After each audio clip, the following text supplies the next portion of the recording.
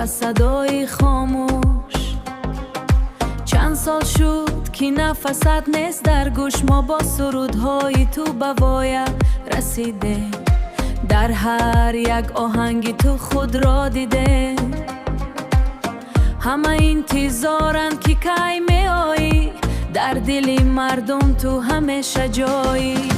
یک بار دیگر به صحنه برا، با صدای خود زنده کن دل ما را، زنده کن.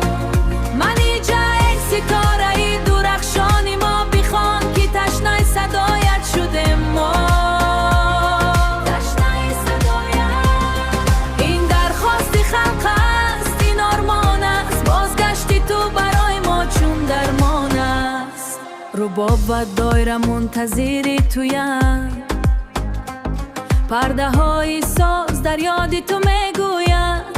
هیچ کس جای تو را گرفته نتوانیست، مثل صدای تو کسی نخوانیست. پاکی قلبت را در سرودایت ریختی، تو با صنعت خود ما را به هم پیوستی. یک بار دیگر به صحنه برا، با صدای خود زنده کن دل ما را، دل ما را زنده کن. منی جای ستاره ای درخشانی ما، بخوان که تشنه صدایت شده ما.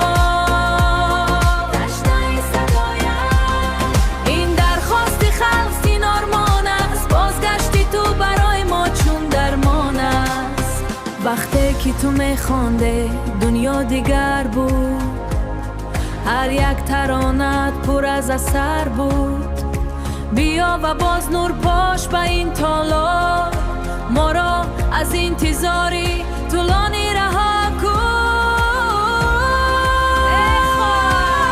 صدایت را بردار، یک بار دیگر به صحنه برا، با صدای خود زنده کن دل ما را، دل ما را زنده کن. منی جای ستاره ای درخشانی ما، بخوان که تشنه صدایت شده ما.